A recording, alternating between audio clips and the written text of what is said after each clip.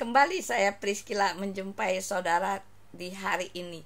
Topik renungan hari ini pada awalnya Yohanes 1 ayat 1 sampai 4.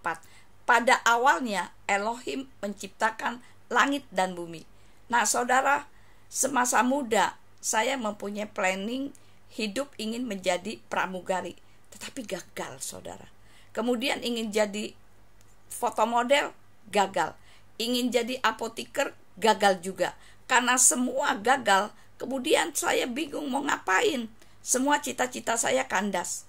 Akhirnya daripada saya nggak kuliah, saya ambil kuliah jurusan hukum, saudara. Walaupun berhasil dengan nilai yang baik, tapi tetap saya katakan itu gagal, saudara. Karena tidak pernah saya pergunakan keahlian saya tersebut, saudara. Sampai akhirnya saya menjadi seperti sekarang ini, menjadi hamba Tuhan.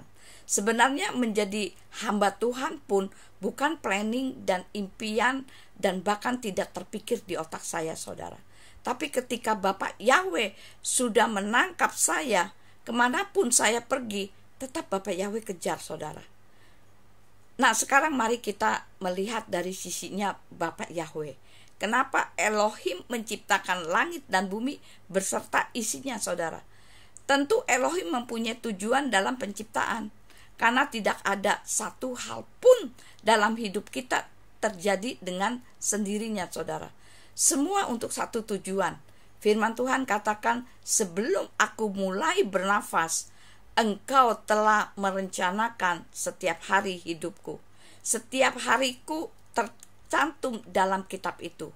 Mazmur 139 ayat yang ke-16. Sebelum dunia ini itu gak ada apa-apanya, saudara. Kosong, saudara.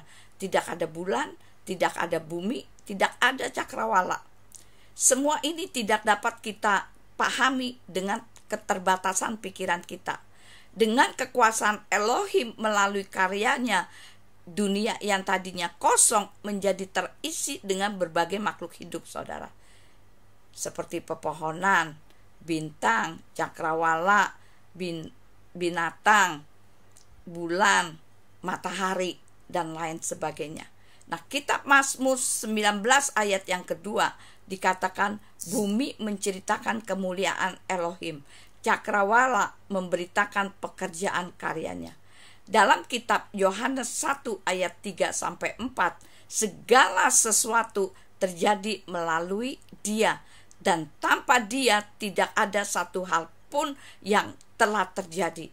Dalam Dia ada hidup, dan hidup adalah terang dunia, saudara.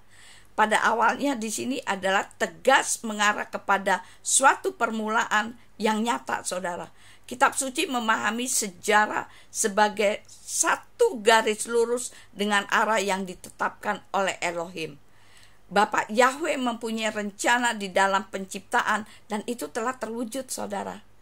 Nah, dengan memandang seluruh alam ciptaannya, mau gak mau kita kagum akan kebesaran Bapak Yahweh sebagai pencipta langit dan bumi.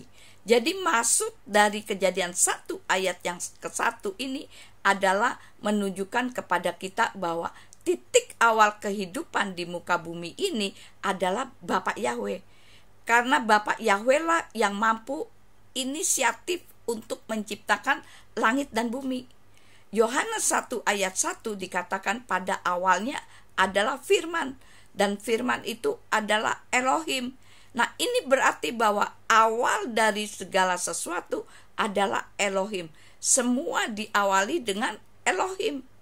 Dengan pujian tanpa henti, kita mau gak mau kita takjub pada penciptaan Bapak Yahweh. Karena Bapak Yahweh lah yang menciptakan bumi beserta isinya, saudara. Kita membacanya sambil menyatakan pengagungannya terhadap Bapak Yahweh.